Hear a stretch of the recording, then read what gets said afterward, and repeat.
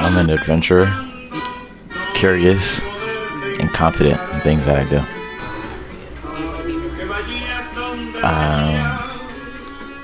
As a non-fearful, adventurous guy, that was always funny. Hey fam, so it is me, Ebony from Eb's Migrations. Today we are doing something a little different. I'm super excited. 1 second. Hello beautiful people, welcome to my channel. It's me, Eb from Eb's Migrations. Several years ago I decided to leave the US and embark on a journey of living abroad. That journey has led me to some beautiful places around the world. I share my journey to inspire you to take that leap of faith, follow your passion, and live your best life. There's no better time than the present, so what are you waiting for? Let's go. Okay, so today we are doing something a little different. I wanted to talk to a fellow traveler. But this is someone who's been living abroad as well, and he's quite younger than people that I normally talk to. So I'll let you introduce yourself. My name is Amir. I'm 15 years old, and I'm from Elizabeth, New Jersey. A fellow New Jersey person, yes. So where do you currently live? I currently live in Tela, Honduras. It's in Central America. Okay. And it's on the eastern side. Now, what made you come to Honduras? I mean, I have a house here. I've always been on vacation, so it's not like my first time in Honduras. Okay. But it's, I know my grandparents were here, and I just love Honduras and the vibe of Honduras. Nice. So he said his grandparents are here. So your family is originally from Honduras? Yeah, I have a Honduran family. My tios, my tias, my abuela, my abuelo, all the family, So. How long have you been living abroad outside of the U.S.? I would say about 3 years, going on 3 years. Okay. I left Jersey when I was 13, and then now I'm turning 16 in June. Nice. And what was it like when when your mom first told you that we are leaving? I was a bit heartbroken. I was like kind of confused what was happening because, we're moving out my house in Jersey, but I thought we were just leaving for 3 months. So I didn't really understand what was happening. And then we arrived in Mexico, I asked my mom, when are we gonna go back to Jersey? And we're like, no, we're just gonna stay in Mexico for. Do you remember when you had to tell your friends? I told my friends I was just going away for 3 months. So, it was kind of, they were like, yeah, we'll celebrate you leaving. But I'm like, no, I'm gonna come back. But, I still don't keep contact with my friends from Jersey, but, nah. No, when you got to Mexico. My first impressions in Mexico, a lot of people were nice. A lot of nice people, it was way different compared to Jersey. In Jersey, if you look at somebody different, it's like, they give you a stare. But Mexico, they welcome you into their country, into their home. So, it was pretty beautiful. I landed in Puerto Morelos. So, I'm a beach kid, so I love the beach. So I wasn't as mad, but yeah, the beach is amazing in Puerto Morelos where I was. What else did you do when you were in Mexico? I mean, I know. I don't want to tell. I'd rather you tell. But what were some activities you were doing while in Mexico? In Mexico, I was diving. I was getting my open water, so I can dive all over the place. Okay. So, I had to study for my divers. I also did online school. So, diving was part of my curriculum. And then after I got certified in my open water, I started going diving every day, and that was just a hobby I loved doing. Homeschooling curriculum, but it was something that my parents introduced me in, and my dad also is really big into diving, so he inspired me to go diving in Mexico.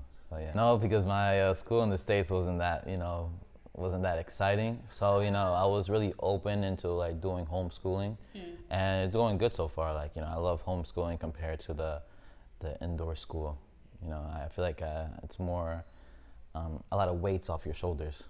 How so? It's you don't really have, my homeschooling curriculum, it's really individual based.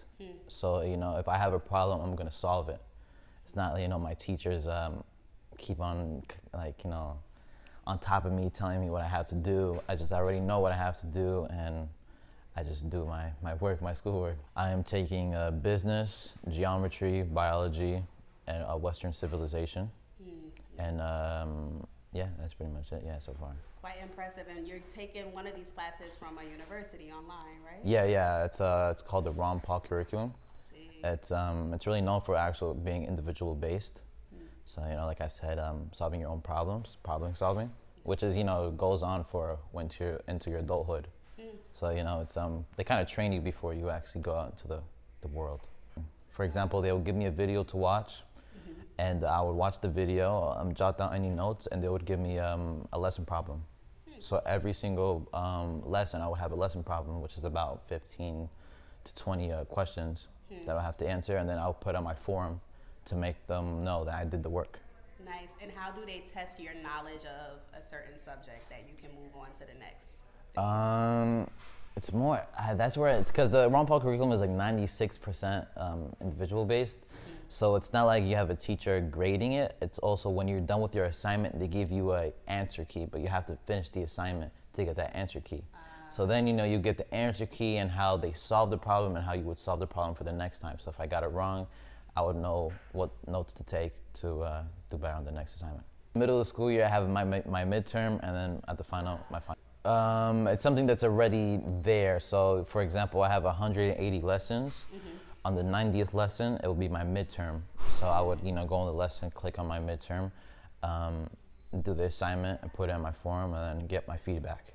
Okay, cool. So can you walk us through like what a typical day is? Because I'm sure some young people that are watching probably think you have the coolest life ever, because you have this individual-based learning, and you're living in Honduras, in Central America. So what is a typical day like for you? Like, how do you start your day? I start my day by waking up. Thank God. I have my abuela cooks el desayuno típico, which is frijol, tortilla, aguacate, mantequilla, and maybe sometimes plátano or chorizo. Pretty good. But then after that, I would go straight into my schoolwork. I would start I try to start at 8 and end at 2. After that, I'll get ready to go to the gym. I go to the gym for like 3 hours, come back home at 6, have my dinner, and then repeat to the next. I actually recently, started to make some new friends here. They're pretty cool. Their name is Sergi, Elena, Adrian. And we just go to the gym, chill, and then on Saturdays or Sundays we just go to the beach, De La Beach, and it's beautiful. No, I didn't really have that much friends in Mexico. I was mostly friends with my diving instructor. But no, that kid's my age. I actually just recently started to get, friends my age. Two. English and Spanish. Actually, the first language I learned was actually Spanish. Okay. I was really fluent in Spanish when I was little, but when I got into the school curriculum over there, I kind of dropped my Spanish and talking more English, and then I lost my Spanish. So I recently just started speaking Spanish like fluently. How is it learning another language you say, what, you're 15 now? Yeah, 15, yeah. So how was it learning a language at 15? It's better. I mean, I feel like it's, it's better when you learn at an early age. So, for example, people will think learning Spanish in a Hispanic country would be hard, but when everybody's speaking it around you, it kind of grows on you. It gets easy. Yeah. What advice would you give to someone who doesn't have a household with native speakers if they are trying to learn Spanish per se? There's always YouTube. YouTube? You can always take lessons. Maybe if you have a Hispanic coffee shop around you or something, it would be good to practice your Spanish there, because 100% sure they're going to speak Spanish there. True, that's a really good one. Also ask your friends. You gotta have some friends that speak Spanish or speak a little Spanish. Or it's good to kind of speak Spanish with your friends, like try to speak Spanish, have conversations. Or something that I learned from my Ron Paul curriculum was to talk to the wall. So let's say you don't have nobody to talk to, and you're a bit afraid of the mirror or something, talking to the wall, it would really help you. So what do you say to the wall when you're talking to the wall? You can start off how your day was, what you did today in that language. Or, for example, if you read a book, you would summarize to the wall. So, I think I'm going to try that. Yeah. It's actually pretty cool. Yeah. Because you don't have to worry about your confidence, because the wall Exactly. is not judging you. Yeah, the wall is not judging you. So, if you made a mistake into something that you said, the wall is not going to judge you. You're going to be like, you would catch on that mistake. Challenges? Getting out my comfort zone. When I was in Mexico, I was always moving around, so it would kind of be hard to make friends, because every month I would move into a different location. So getting out of your comfort zone, it's kind of hard because, usually we're so comfortable in our homes and stuff. But it gets difficult, but then the more you do it, the more you get uncomfortable, it's easier. So the more uncomfortable you get, the more comfortable you would get, if you understand. The more uncomfortable you would get more comfortable. Okay. So, it's, yeah, just get comfortable with everything you do. You gotta be uncomfortable to be comfortable. This is true. This is true. So what has diving taught you about yourself? That there's a whole new world. I inspire everybody to go diving. It's like a whole new world. People, they go on vacation and they don't want to go diving, but diving, it's like, it brings out something that's in you that everybody has. It's like diving. When you go diving, it's just it's a sensation in your body that makes you want to explore everything else that you do. When I'm under the water, at first, you get a bit scared, but that's just everybody, because you got to be uncomfortable to be comfortable. Okay. So, yeah, it starts off a bit scary, but, of course, the training that you do, but when you're underwater, it's, you feel relaxed because, there's no weight underwater. Even when you're diving, you don't really feel the tank on your back. You're just there in open space. You can scream under the water. You can do you can just relax under the water. So yeah. Nice. Do you remember your first time going down? My first time was actually in Guadeloupe, and I think I was 8 years old. So I started diving at an early age. Oh, you were 8. I was 8. Yeah, and I was 8. Where's Guadeloupe for people who don't know? It's in the Caribbean. It's in the Caribbean. Remember that it was mind blowing. For my little tiny 8-year-old mind, it was like there was so much, and that I knew that I needed to go again. And when I was 13, I was able to go again, and I just got to explore way more. Nice. Like I was saying, I do not miss missing in the States.